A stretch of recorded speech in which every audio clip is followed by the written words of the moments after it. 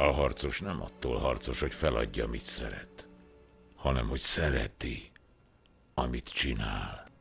Egy jó harcos nem tökéletes, nem győz mindig, nem sérthetetlen.